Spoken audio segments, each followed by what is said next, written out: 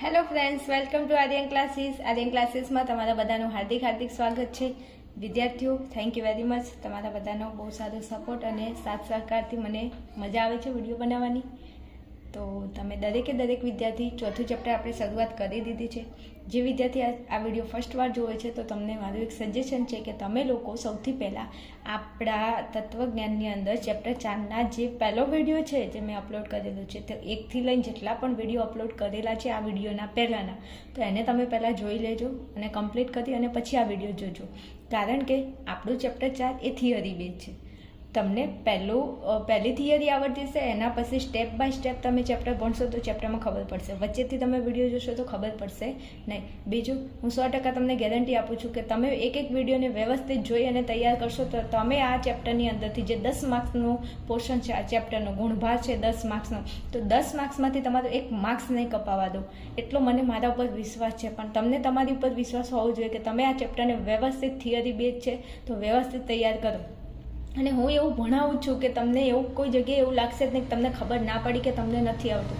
બસ ખાલી તમારે રિવિઝનની જરૂર પડશે કે તમે આ ચેપ્ટર ભણો છો, તમને ખબર પડી છે તો તમે એકવાર ખાલી ચેપ્ટરનું દિવસમાં એકવાર રિવિઝન કરી લેવાનું દરેકે દરેક વ્યાખ્યાની. કારણ કે આ ચેપ્ટરની અંદર સૌથી વધારે વ્યાખ્યાઓ છે અને સૌથી વધારે વ્યાખ્યાઓ પૂછાય પણ છે. ઓકે, એટલે મારું સજેશન છે, જો તમે એવું ધાર્યું છે કે તમારે 100માંથી 100 માર્ક્સ લાવવા છે તત્વજ્ઞાનમાં, તો મારી તમને રિક્વેસ્ટ છે, આઈ રિક્વેસ્ટ ફોર યુ કે તમે દરેકે દરેક થિયરીને એક વ્યાખ્યાને કમ્પ્લીટ કરીને પછી આ વિડીયો પર આવજો. ઓકે, ચાલો આજે આપણે શરૂઆત કરી દઈએ છીએ ચેપ્ટર 4 નિરુપાધિક સંવિધાનની. હવે નિરુપાધિક સંવિધાનમાં આપણે સૌથી પહેલાં જોઈ ગયા નિરુપાધિક વિધાનની વ્યાખ્યા જોઈ હતી. હા, હું તમને ક્લિયર એન્ડ કટ કહું છું. અહીંયા તમને આ ચેપ્ટરની અંદર તમને 3 શબ્દો જોવા મળશે. એકમાં હશે નિરુપાધિક વિધાન, બીજું હશે સંવિધાન અને નિરુપાધિક સંવિધાન. એટલે ભૂલથી પણ ભૂલ ના થાય એનું ધ્યાન રાખશો તમે લોકો. ઓકે, ચાલો આજે આપણે જોવાનું છે સંવિધાન એટલે શું. શું કીધું મેં અહીંયા કે સંવિધાન એટલે શું? તો સંવિધાન એટલે શું આપણે જોઈશું. તો કે હા, ચાલો આ સંવિધાનની વ્યાખ્યા છે, થોડું ધ્યાન આપજો. આગળ આપણે જોઈ ગયા હતા નિરુપાધિક વિધાનની વ્યાખ્યા. તો વિદ્યાર્થીઓ, નિરુપાધિક વિધાનની વ્યાખ્યા શું હતી તમે મને કોમેન્ટની અંદર લખીને મોકલજો, ગુજરાતી વર્ડમાં લખીને મોકલજો. ઓકે, કે શું વ્યાખ્યા હતી. આગળના વિડીયોમાં વ્યાખ્યા કહીશ અને આગળના વિડીયોમાં મેં વ્યાખ્યા ભણાવી પણ દીધી છે અને તમને આવડતી પણ હોવી જોઈએ કે નિરુપાધિક વિધાન એટલે. નથી બોલતી હો વ્યાખ્યા. હા, તમે કોમેન્ટ કરજો, હું રાહ જોઈશ તમારી કોમેન્ટની. ઓકે, ચાલો સંવિધાન એટલે શું? તો કે સંવિધાન એટલે 2 આધાર વિધાનો પરથી તારવવામાં આવેલા ફલિત વિધાનવાળું નિગમનલક્ષી અનુમાન. મતલબ જે આ સંવિધાન છે એ શું છે? તો કે નિગમનલક્ષી અનુમાન છે. પણ કેવું? તો કે 2 આધાર વિધાનો હશે અને તેના ઉપરથી તારવવામાં આવેલું જે ફલિત વિધાનવાળું નિગમનલક્ષી અનુમાન છે તેને તમે શું કહેશો? સંવિધાન. વ્યાખ્યા એકદમ સહેલી છે. એકદમ સહેલી છે. જો સંવિધાન એટલે 2 આધાર વિધાનો, તેના પરથી તારવવામાં આવેલું ફલિત વિધાનવાળું નિગમનલક્ષી અનુમાન. તમારે આટલું યાદ રાખવાનું છે, નિગમનલક્ષી અનુમાન. આગળનું તો આપણને આવડે ને. જો થોડું ધ્યાનથી જોજો બરોબર. ચાલો, સંવિધાન એટલે 2 આધાર વિધાનો અને તેના પરથી તારવવામાં આવેલું ફલિત વિધાનવાળું નિગમનલક્ષી અનુમાન. ચાલો, હવે જો વ્યાખ્યા તમને યાદ રહી ગઈ હોય, વ્યાખ્યામાં ખબર પડી ગઈ હોય તો થોડું નીચે આવીએ. બીજું, વ્યાખ્યા યાદ રહી જશે 100%. તમે ખાલી અહીંયા ધ્યાન આપો. જેમ જેમ હું ભણાવું છું એમ થોડું તમે ધ્યાન આપજો. વ્યાખ્યા તમારી કડાકડ થઈ જશે. અને વિદ્યાર્થીઓ, ખાસ આ ચેપ્ટર પૂરું થાય એટલે એક આખો વિડીયો તમને અલગથી વ્યાખ્યાઓનો વિડીયો તમને મળી જશે. જે વ્યાખ્યાઓ વારંવાર વિભાગ B અને Cમાં પૂછાય છે. રેડી, ચિંતા કરવાની કોઈ જરૂર નથી, હું તમારી જોડે છું. ચાલો, સંવિધાનની વ્યાખ્યાનું વિશ્લેષણ અહીંયા આપેલું છે. સંવિધાનની વ્યાખ્યાનું વિશ્લેષણ આપણે આજે વ્યાખ્યા જોઈ તો કે હા, હવે આપણે એનું થોડું વિશ્લેષણ કરીએ કે આ વ્યાખ્યા શું કહેવા માંગે છે. તો જોજો, તો કે સંવિધાન એ નિગમનલક્ષી અનુમાન છે. જે મેં તમને અહીંયા કહી દીધું કે સંવિધાન શું છે તો કે નિગમનલક્ષી અનુમાન. ચાલો, આટલું ખબર પડી ગઈ. તો કે હા, વ્યાખ્યામાં આવું આવે છે તો એનું વિશ્લેષણ આપણે કર્યું. સંવિધાન એ શું છે? નિગમનલક્ષી અનુમાન છે. તો મને ખબર પડી ગઈ કે સંવિધાન એ નિગમનલક્ષી અનુમાન છે. ઓકે, બીજા નંબરે એવું કીધું છે કે સંવિધાનમાં 2 અને માત્ર 2 આધાર વિધાનો હોય છે. કંઈ વાંધો નહીં, જોજો અહીંયા આવ્યું હતું. આ સંવિધાનનું શું છે? ઉદાહરણ છે. આ સંવિધાનનું ઉદાહરણ છે. આ એક સંવિધાન છે, આ 1 અને આ 2. આ 1 નંબર અને આ 2 નંબર. તો પહેલું અને બીજું શું છે? આધાર વિધાન છે. આ પણ આધાર વિધાન છે, આ પણ આધાર વિધાન છે. અને અહીંયા 3 ટપકા હું લખવાનું ભૂલી ગઈ છું. આ 3 ટપકા કરીને પછી આ જે વિધાન છે એ કયું વિધાન છે? તો કે ફલિત વિધાન છે. રેડી? આટલું ખ્યાલ આવ્યું? આ એક સંવિધાનનું ઉદાહરણ છે. તમે પહેલાં ઉદાહરણ સમજી લો, પછી વ્યાખ્યા આવડી જશે. સંવિધાનની અંદર 2 આધાર વિધાનો હોય છે અને એક ફલિત વિધાન હોય છે. આ 2 આધાર વિધાનો પરથી આ ત્રીજું વિધાન ફલિત કરવામાં આવે છે. અને આ ત્રીજું વિધાન ફલિત કરેલું જે નિગમનલક્ષી અનુમાન છે આને કહેવાય સંવિધાન. આ આખું જે તમારી નજરની સામે છે આને તમે કહેશો સંવિધાન. ઓકે? સંવિધાનની અંદર શું હોય? 2 આધાર વિધાનો હોય અને આ 1 અને આ 2, આ 1 અને આ 2, આ 2 આધાર વિધાનો પરથી ત્રીજું વિધાન ફલિત કરેલું હોય. અને આ ફલિત વિધાનવાળું આ એક જે નિગમનલક્ષી અનુમાન છે તેને આપણે શું કહીશું? સંવિધાન. હવે અહીંયા તમને ખબર પડશે. જો તો કે સંવિધાનમાં 2 અને માત્ર 2 આધાર વિધાનો હોય છે. આ સંવિધાન છે, એમાં આ 1 અને આ 2 અને માત્ર 2 જ આધાર વિધાનો હોય છે. વાંધો નહીં. પછી જો ત્રીજા નંબરે તો કે 2 આધાર વિધાનને આધારે આ 2 આધાર વિધાનો પરથી શું? ત્રીજું વિધાન, મતલબ આ ત્રીજા નંબરનું જે વિધાન છે એને કહેવાય ફલિત વિધાન. તો આ 2 આધાર વિધાનો પરથી ત્રીજા નંબરનું વિધાન શું થયેલું હોય છે? તારવેલું હોય છે. મતલબ કે આ ત્રીજા નંબરના વિધાનને ફલિત કરેલું હોય છે આ 2 આધાર વિધાનો પરથી. અને ત્રીજા વિધાનને આપણે શું કરીએ છીએ? ફલિત. એટલે તો કહેવાય છે કે ત્રીજા નંબરનું વિધાન એ કયું વિધાન હોય? ફલિત વિધાન હોય. કારણ કે 2 આધાર વિધાનો પરથી આપણે આ ત્રીજું વિધાન શું કરીએ છીએ? ફલિત કરીએ છીએ. એટલે ત્રીજા નંબરનું જે વિધાન હોય એને આપણે કયું વિધાન કહીએ? ફલિત વિધાન. ચાલો, આટલેથી લઈને આટલું આ છે સંવિધાન, જે મેં તમને સમજાવ્યું.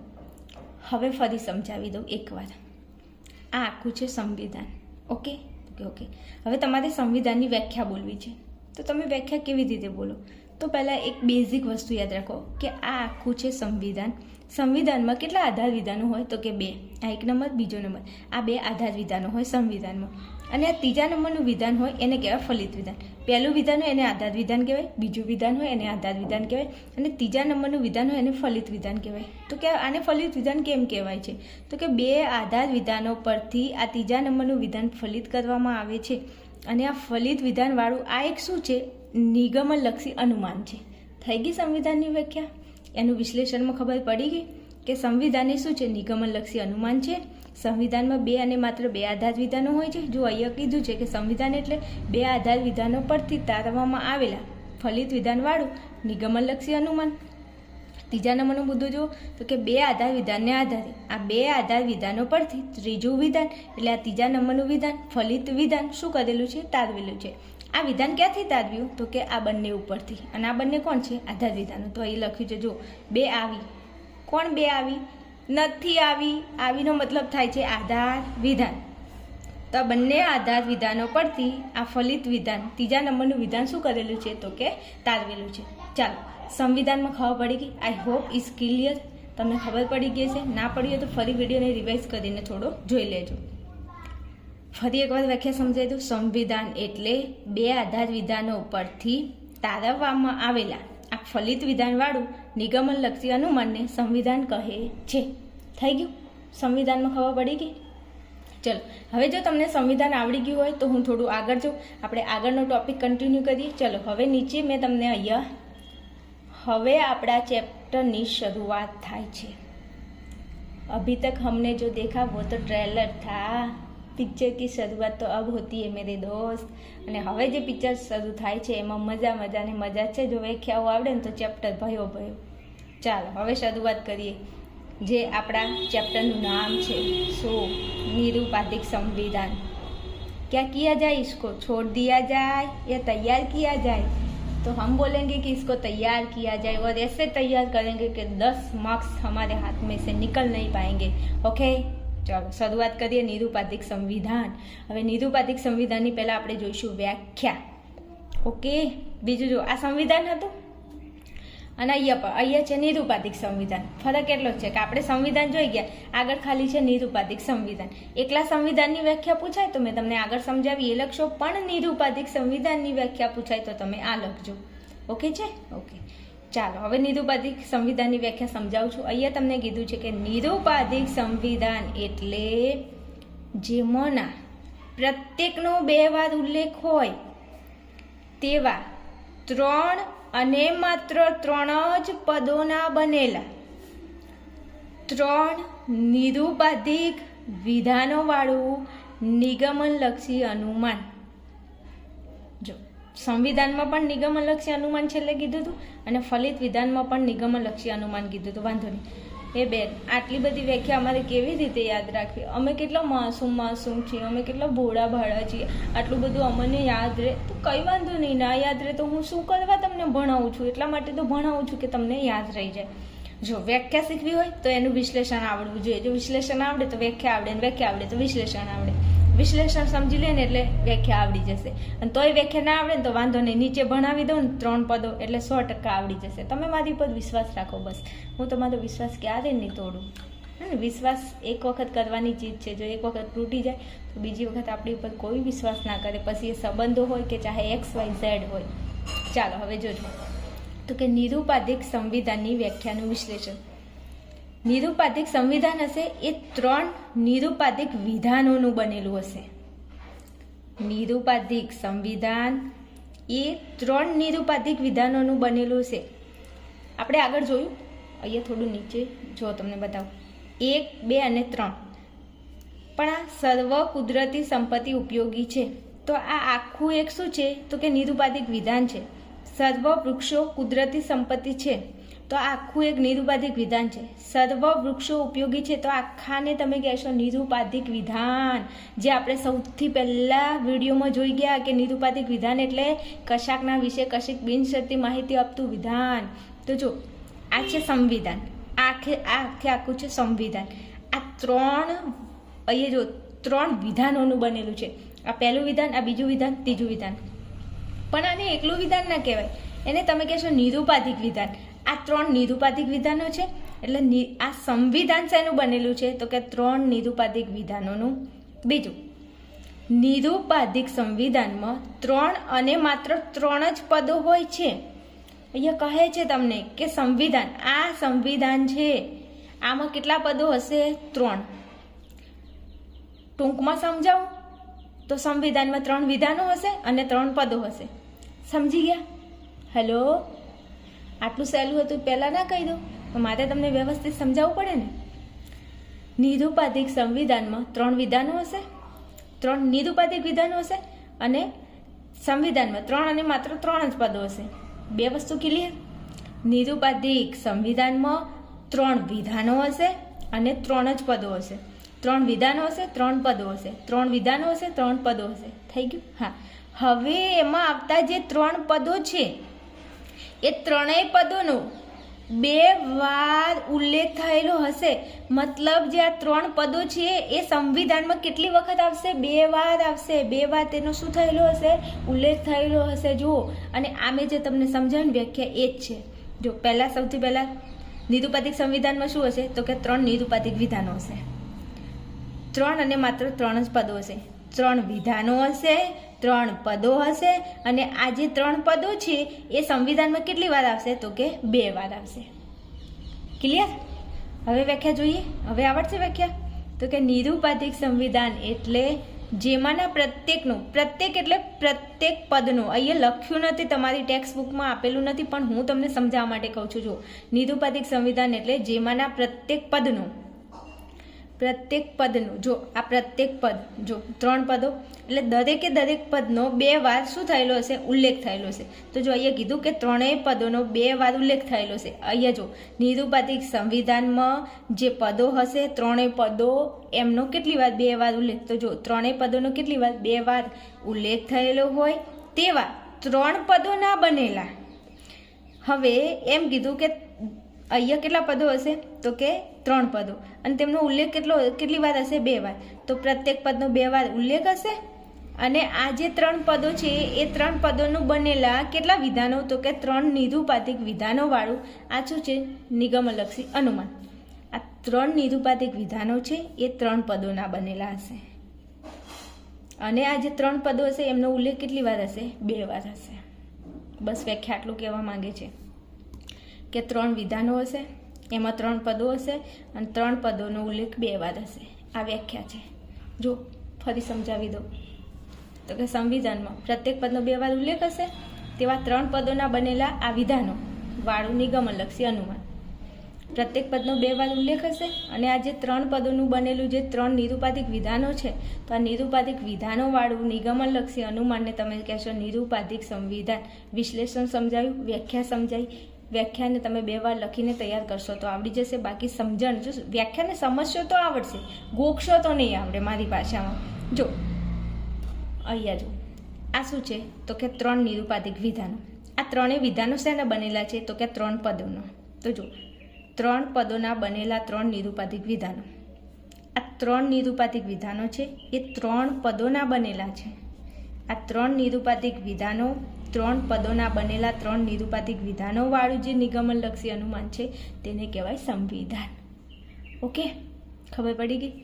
હવે સમજાવું, જોજો. તો કે આ જે નિરૂપાધિક સંવિધાન છે ને એમાં 3 વિધાનો હશે ને 3 પદો હશે. હવે 3 પદો કયા કયા હશે એ આપણે હવે જોવાનું છે. ક્લિયર? ચાલો હવે જોજો, નીચે હું તમને સમજાવું છું. ઉપર આપણે વ્યાખ્યા જોઈ લીધી કે 3 નિરૂપાધિક વિધાનો હશે અને 3 અને માત્ર 3 જ પદો હશે. તો 3 નિરૂપાધિક વિધાનો તો આપણે જોઈ ગયા કે આ રહ્યા 3 નિરૂપાધિક વિધાનો. પણ આ 3ની અંદર પદો કયા હશે તો હવે આપણે પદો ભણવાના છે. જો મેં અહીંયા લખેલા છે, જોજો. અહીંયા કીધું છે ને કે 3 અને માત્ર 3 જ પદો હોય છે અને 3 પદો 2 વાર આવે છે. રેડી?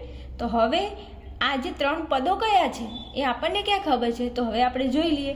તો કે નિરૂપાધિક સંવિધાનનું બંધારણ. હવે આપણે જોઈએ છીએ નિરૂપાધિક સંવિધાનનું બંધારણ. તમને ઉપર કીધેલું છે કે નિરૂપાધિક સંવિધાનમાં પદો કેટલા હશે તો કે 3 જ પદો હશે. તો આ 3 પદો કયા કયા છે એ હું તમને હવે અહીંયા ભણાવું છું. જો નિરૂપાધિક સંવિધાનમાં આવતા 3 પદો. તો નિરૂપાધિક સંવિધાનમાં આવતા 3 પદો કયા કયા છે તો એક છે પક્ષપદ, બીજું છે સાધ્યપદ અને ત્રીજું છે મધ્યપદ. ઓકે, પહેલું છે પક્ષપદ, બીજું છે સાધ્યપદ અને મધ્યપદ. વિદ્યાર્થીઓ, નિરૂપાધિક સંવિધાનમાં કેટલા પદો આવે? 3 પદો આવશે. નિરૂપાધિક સંવિધાનમાં જો આપણે જોઈ ગયા આગળ અહીંયા જો આપણે જોઈ નિરૂપાધિક સંવિધાનની વ્યાખ્યા. આ વ્યાખ્યા જોઈ. હવે આપણે જોઈશું કે નિરૂપાધિક સંવિધાનમાં કેટલા પદો આવે છે? 3 પદો. એની વ્યાખ્યા તૈયાર કરી લો નિરૂપાધિક સંવિધાનની. પછી નિરૂપાધિક સંવિધાનમાં આવતા 3 પદો તૈયાર કરો. 3 પદો કયા કયા છે તો કે એક પક્ષપદ છે, સાધ્યપદ છે અને મધ્યપદ છે. ચલો, પક્ષપદ એટલે પક્ષપદની અહીંયા તમને વ્યાખ્યા આપેલી છે. તો પક્ષપદ એટલે સંવિધાનના ફલિત વિધાનનું ઉદ્દેશ્ય પદ. ના ખબર પડી? ડોન્ટ વરી, હું સમજાવું છું, કમ્પ્લીટ તમને સમજાવું છું. થોડું ધ્યાન આપજો. જો હું અહીંયા બીજું પેજ લાવું છું, એમાં તમને થોડું સમજાવું છું. ચલો વિદ્યાર્થીઓ, આપણે ચર્ચા કરીએ છીએ કે નિરૂપાધિક સંવિધાનમાં આવતા 3 પદો કયા કયા છે. તો પહેલું છે પક્ષપદ, બીજું છે સાધ્યપદ અને ત્રીજું છે મધ્યપદ. હવે જો અહીંયા સૌથી પહેલાં તો આપેલું છે પક્ષપદ. તો પક્ષપદની હું તમને અહીંયા વ્યાખ્યા સમજાવું છું. તો કે પક્ષપદ તમે કોનો કહેશો? સંવિધાન. તમને ખબર છે કે આ શું છે તો આ આખું સંવિધાન છે. પણ તમને એ તો ખબર હોવી જોઈએ ને કે સંવિધાનની અંદર 3 પદો આવે છે અને 3 વિધાનો આવે છે. પણ આ સંવિધાનમાં જો એક વિધાન, બીજું વિધાન, 3 વિધાનો 3 છે અને 3 પદો છે. પણ પદો કયા કયા છે તો પદો એક પક્ષપદ હશે, એક સાધ્યપદ હશે અને એક મધ્યપદ હશે. પણ તમે આ આખા સંવિધાનમાં કયા પદને તમે પક્ષપદ કહેશો, કયા પદને સાધ્યપદ કહેશો? તો અહીંયા તમને આપેલી છે પક્ષપદની વ્યાખ્યા. તો પક્ષપદ તમે કોને કહેશો?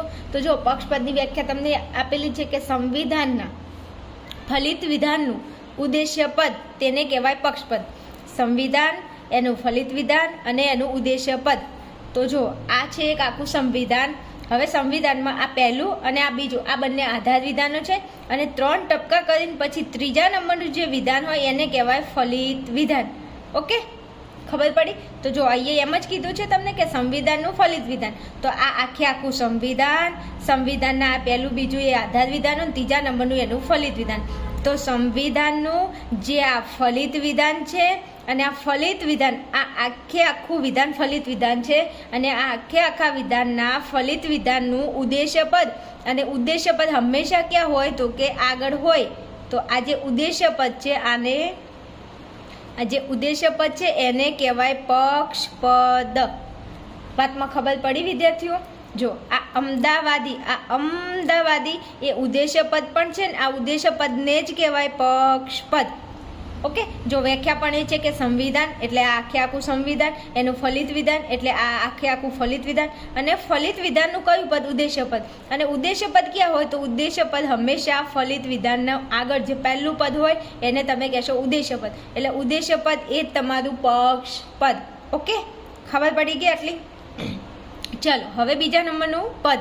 તો બીજા નંબરનું પદ કયું છે? તો કે સાધ્ય પદ. બીજા નંબરનું પદ છે સાધ્ય પદ.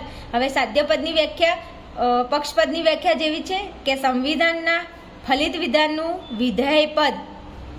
તો આ આખે આખું સંવિધાન, એનું આ આખે આખું ફલિત વિધાન, અને ફલિત વિધાનનું ઉદ્દેશ્ય પદ સાધ્ય પદમાં આવશે વિધેય પદ. તો આ ભારતીય, આ છે તમારું વિધેય પદ.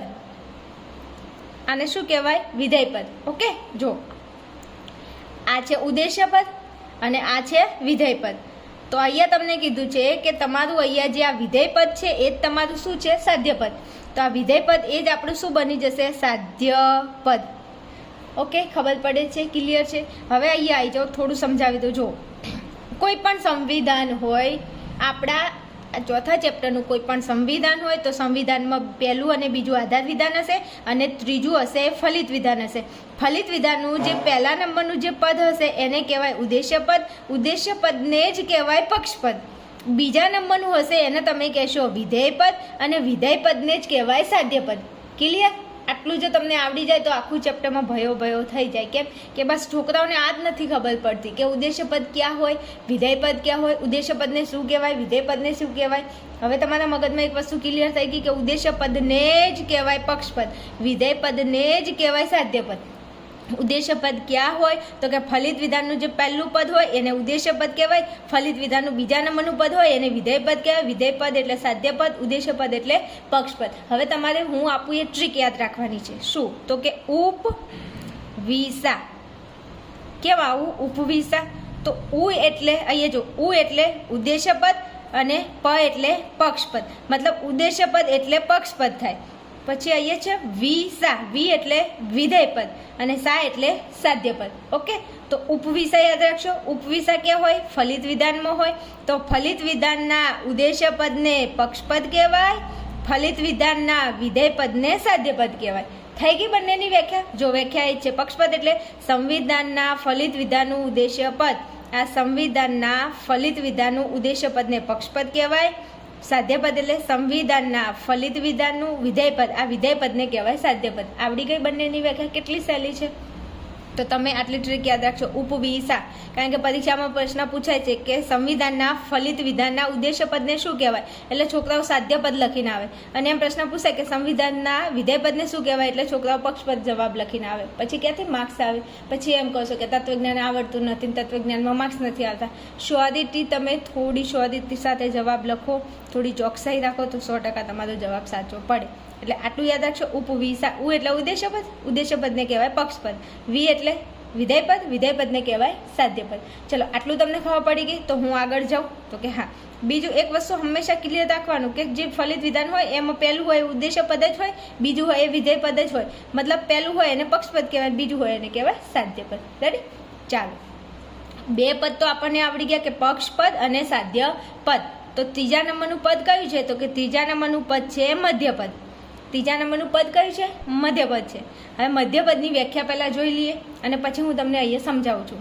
તો કે મધ્યપદ તમે કોને કહેશો? તો કે મધ્યપદ એટલે સંવિધાનના બંને આધાર વિધાનમાં સમાન અર્થમાં આવતું. મતલબ સંવિધાન છે એના બંને જે આધાર વિધાનો છે, આધાર વિધાનમાં સમાન આવતું પદ પણ ફલિત વિધાનમાં નહીં આવતું પદ. વ્યાખ્યામાં ના ખબર પડી તો ટૂંકમાં સમજાવી દઉં. મધ્યપદ એ અહીંયા આવી જાઓ. આ આપણું શું છે? તો આ આપણું સંવિધાન છે.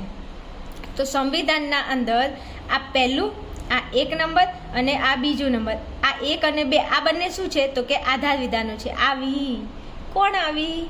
મમ્મી આવી નથી આવી. આ એટલે આધાર વિધાન. તો પહેલું અને બીજું આ બંને શું છે? આધાર વિધાનો. તો સંવિધાનના બંને આધાર વિધાનો, આ બંને આધાર વિધાનોમાં સમાન મતલબ એક જેવું આવતું હશે અને ફલિત વિધાનમાં નહીં આવતું પદ. મતલબ આધાર વિધાનોમાં આવતું હશે, આ પહેલું ને બીજું બંને આધાર વિધાનમાં આવશે પણ ફલિત વિધાનમાં નહીં આવે. તો ફલિત વિધાનમાં તો આમે ના આવે ને. કેમ? તો જુઓ તમે અહીંયા આ આપણું ફલિત વિધાન છે, તો ફલિત વિધાનમાં તો પક્ષપદ અને સાધ્ય પદ આવી જાય છે. તો અહીંયા તો તમને ખબર છે કે એક વિધાનમાં બે જ પદો આવતા હોય. આ જો આ પહેલું વિધાન એમાં બે પદો હશે, આ બીજું વિધાન એમાં બે પદો હશે, અને ત્રીજું વિધાન એમાં બે પદો હશે. હવે ત્રીજું વિધાન એને ફલિત વિધાન કહેવાય, અને ફલિત વિધાનમાં તો પક્ષપદ અને સાધ્ય પદ આવે, તો આમાં મધ્યપદ ક્યાંથી આવે? તો જો અહીંયા વ્યાખ્યા એમ કહે છે કે બંને આધાર વિધાન, આ પહેલું ને બીજું બે આધાર વિધાનોમાં આવતું હશે, પણ કેવું સમાન એક જ જેવું છે, આમાં જેવું હશે એવું ને એવું આમાં હશે, પણ ફલિત વિધાનમાં નહીં આવતું પદ. ચલો જોઈ લઈએ આપણે. હવે એક થોડું ધ્યાનથી અહીંયા સમજો. જો અહીંયા આપણું જો પક્ષપદ ક્યાં છે? તો કે અમદાવાદી પક્ષપદ છે, અને ભારતીય એ આપણું સાધ્યપદ છે. તો અમદાવાદી એ પક્ષપદ, ભારતીય એ સાધ્યપદ. તો અમદાવાદી ઉપરના આધાર વિધાનમાં ક્યાંક આવતું છે. જો આ રહ્યું અમદાવાદ, તો અમદાવાદી એ પક્ષપદ છે. ભારતીય, આ ભારતીય છે, તો ભારતીય એ આપણું શું છે? તો સાધ્યપદ. તો ભારતીય ક્યાં આવે છે? આ રહ્યું સાધ્યપદ. જોજો આ સાધ્યપદ છે. હવે તમે આ પહેલા આધાર વિધાનમાં જુઓ, અહીંયા વધ્યું છે ગુજરાતી અને અહીંયા વધ્યું છે ગુજરાતી. તો આ જે ગુજરાતી છે એ આપણું શું છે? મધ્યપદ. આ આપણું શું છે? મધ્યપદ. તમને ક્યાંથી ખબર પડી? તો વ્યાખ્યામાં આપેલું છે. જો સંવિધાનના બંને આધાર વિધાનમાં સમાન, મતલબ જો આ પહેલા નંબરનું આધાર વિધાન, આ બીજા નંબરનું આધાર વિધાન, અને બંને આધાર વિધાનમાં સમાન એટલે સરખું હશે. જો અહીંયા ગુજરાતી છે એવું ને એવું અહીંયા છે, તો આ ગુજરાતી સમાન છે? તો કે હા સમાન છે. તો જે સરખું પદ હોય એને આપણે શું કહીશું? મધ્યપદ કહીશું. અને બીજું કે આ મધ્યપદ ક્યાં આવશે? આધાર વિધાનમાં આવશે. આ પહેલું બીજું એ આધાર વિધાનો છે. આધાર વિધાનમાં આવશે પણ ફલિત વિધાનમાં નહીં આવે. આ એની વ્યાખ્યા છે. જો વ્યાખ્યામાં કીધું છે કે સંવિધાનના બંને આધાર વિધાનમાં સમાન, મતલબ આધાર વિધાનમાં સરખું આવશે અને ફલિત વિધાનમાં નહીં આવે, એ પદને તમે કહેશો મધ્યપદ. ક્લિયર? ખબર પડી? જો અહીંયા આ ગુજરાતી આ બંને આધાર વિધાનો છે, એમાં ગુજરાતી સરખું છે, પણ તમે જો ફલિત વિધાનમાં ક્યાંય ગુજરાતી છે ના. તો મધ્યપદ જિંદગીમાં ક્યારે પણ તમે ગમે એટલું અભ્યાસ કરશો ને, તો કોઈ પણ અભ્યાસમાં તમે એવું નહીં જો કે અહીંયા મધ્યપદ અહીંયા આવે છે. મધ્યપદ હંમેશા ક્યાં હશે? આધાર વિધાનમાં હશે. અને કેવું હશે? સમાન એટલે સરખું. જો ગુજરાતી સરખું છે, તો કે હા. ચલો ત્રણની વ્યાખ્યા ખબર પડી ગઈ. નિરુપાધિક સંવિધાનમાં આવતા ત્રણ પદો, પહેલું પક્ષપદ, સાધ્યપદ અને મધ્યપદ. પક્ષપદ એટલે ફલિત વિધાનનું, જો ફલિત વિધાનનું ઉદ્દેશ્યપદ. આ ફલિત વિધાનના ઉદ્દેશ્યપદને પક્ષપદ કહેવાય. સાધ્યપદ એટલે ફલિત વિધાનના વિધેયપદને સાધ્યપદ કહેવાય. મધ્યપદ એટલે બંને આધાર વિધાનમાં સરખું હશે અને સરખું આવતું હશે, પણ ફલિત વિધાનમાં નહીં આવતું હોય. થઈ ગઈ ત્રણેયની વ્યાખ્યા? આવડી ગઈ? ઓકે, ચાલો. તો આ હતા સંવિધાનમાં આવતા ત્રણ પદો. હવે આપણે સંવિધાનમાં આવતા ત્રણ વિધાનો જોઈશું, જે આપણો ટોપિક હજુ બાકી છે. તો આગળ આપણે સંવિધાનના ત્રણ વિધાનો જોઈ લઈએ, એટલે આપણો આખો આ ટોપિક અહીંયા પૂરો થાય. ચાલો આવો ફટાફટ આગળ. ચાલો વિદ્યાર્થીઓ, જો આપણે સંવિધાનમાં આવતા ત્રણ પદો જોઈ ગયા, હવે આપણે જોવાના છે ત્રણ વિધાનો. ત્રણ પદો કયા હતા? તો કે સાધ્યપદ, પક્ષપદ અને મધ્યપદ. હવે સંવિધાનમાં આવતા ત્રણ વિધાનો જોવાના છે. વિદ્યાર્થીઓ, આ વિડીયો થોડો લોંગ હશે, પણ આ વિડીયોને એટલા માટે લોંગ બનાવું છું કે આ વિડીયોને હું અડધો ના મૂકી શકું, કારણ કે આ જે ટોપિક છે એકબીજા ઉપર લિંકેડ ટોપિક છે, અને આ લિંક કરેલા ટોપિક છે, એટલા માટે આપણે લિંક સ્ટેપ બાય સ્ટેપ ભણવા પડે છે. અને આ વિડીયોમાં આને લેવા બહુ જરૂરી હતા, એટલા માટે હું વિડીયો થોડો લોંગ બનાવી દઈ છું. તમે થોડા બન્યા રહેજો, તો કંઈક ભણવાની મજા આવે ને તમને ચેપ્ટરમાં ખબર પણ પડી જશે. ઓકે, ચલો સંવિધાનમાં આવતા ત્રણ વિધાનો. હવે સંવિધાનમાં આવતા ત્રણ વિધાનો કયા? તો જો આપણે ત્રણ પદો જોઈ ગયા હતા, એમાં એક પક્ષપદ હતું અને સાધ્યપદ હતું. તો બસ પદ કે તો પક્ષપદ, પણ વિધાનો કે તો પક્ષની પાછળ મૂકી દેવાનું વિધાન, સાધ્ય વિધાન. પક્ષપદ સાધ્યપદ આપણે જોઈ ગયા. અહીંયા છે પક્ષ વિધાન, અહીંયા છે સાધ્ય વિધાન, અને ત્રીજા નંબરમાં આવશે ફલિત વિધાન. ખબર પડે છે? સંવિધાનમાં આવતા ત્રણ વિધાનો કયા? તો પહેલું વિધાન હશે સાધ્ય વિધાન, બીજું વિધાન હશે પક્ષ વિધાન, ત્રીજું વિધાન હશે ફલિત વિધાન. તો સંવિધાનનું ઉદાહરણ મેં અહીંયા લખેલું છે. જો આ છે આપણું સાધ્ય વિધાન, આ છે આપણું પક્ષ વિધાન, અને આ છે આપણું ફલિત વિધાન. વિદ્યાર્થીઓ, આ આખું છે સંવિધાન, નિરુપાધિક સંવિધાન. આ આખું શું છે? નિરુપાધિક સંવિધાન. નિરુપાધિક સંવિધાનમાં કેટલા વિધાનો હોય? તો કે ત્રણ નિરુપાધિક વિધાનો હોય. અને આ ત્રણ નિરુપાધિક વિધાનો કયા હોય? તો પહેલું હોય એને કહેવાય સાધ્ય વિધાન, બીજું હોય એને કહેવાય પક્ષ વિધાન, અને ત્રીજું હોય એને કહેવાય ફલિત વિધાન. ઓકે, ખબર પડી? ઓકે. ચાલો હવે જો તમને સાધ્ય વિધાનની વ્યાખ્યા કહે તો તમે શું લખશો? તો કે સાધ્ય વિધાનની વ્યાખ્યા કહે તો લખશો કે જેમાં સાધ્ય પદ આવતું હોય તેવું સંવિધાનનું આધાર વિધાન. હવે જો આ પહેલા નંબરનું છે એ શું છે? આધાર વિધાન છે. બીજા નંબરનું એ પણ આધાર વિધાન છે અને ત્રીજા નંબરનું છે એને કહેવાય ફલિત વિધાન. તો જે આધાર વિધાનમાં શું આવતું હોય? સાધ્ય પદ. જો અહીંયા કીધું છે કે સાધ્ય પદ, આપણે આગળ જોઈ ગયા સાધ્ય પદ? તો કે હા જોઈ ગયા.